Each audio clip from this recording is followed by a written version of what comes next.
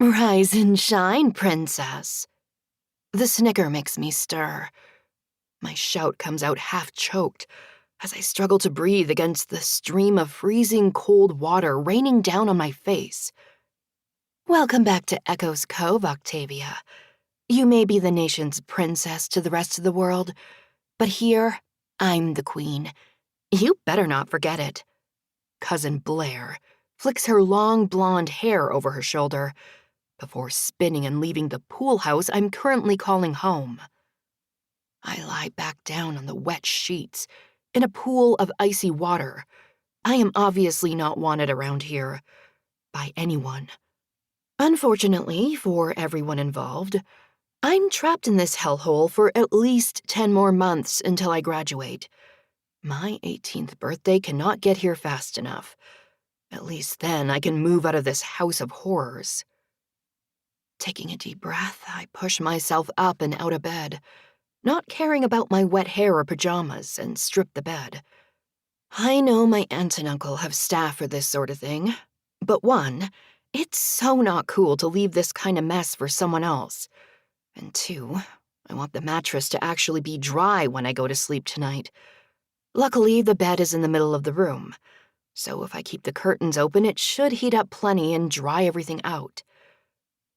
The pool house, where I've been shoved like a toy no one wants to play with, is deceptively big. I have my own kitchenette.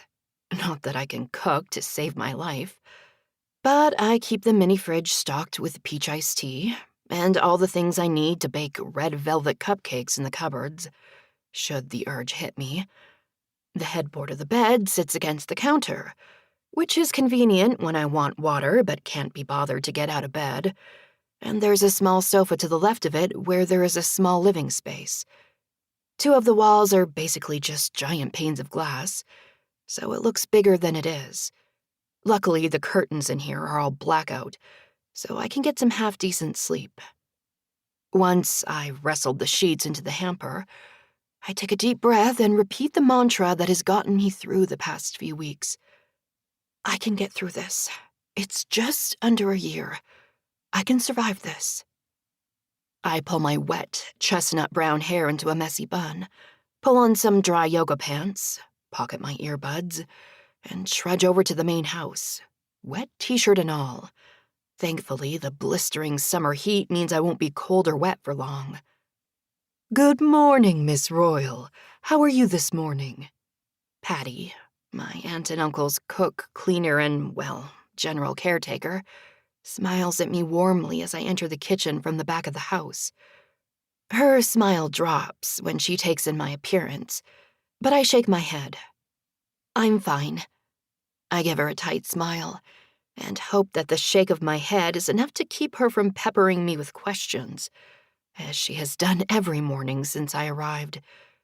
My father's death was originally ruled as suspicious, and everyone seems to have their own opinions on that. Despite my requests not to talk about it, everyone wants to tell me their theories, even though that ruling was overturned. It took 2 weeks before they deemed it a suicide, during which I stayed with Mac and the rest of the team, my found family. But after the cremation and reading of the will, Child Services dragged me here despite my protests. Out of everyone in this place, Patty's been the nicest since I arrived 2 weeks ago, though the bar here has been set pretty low. But she, at least, has treated me like an actual human being.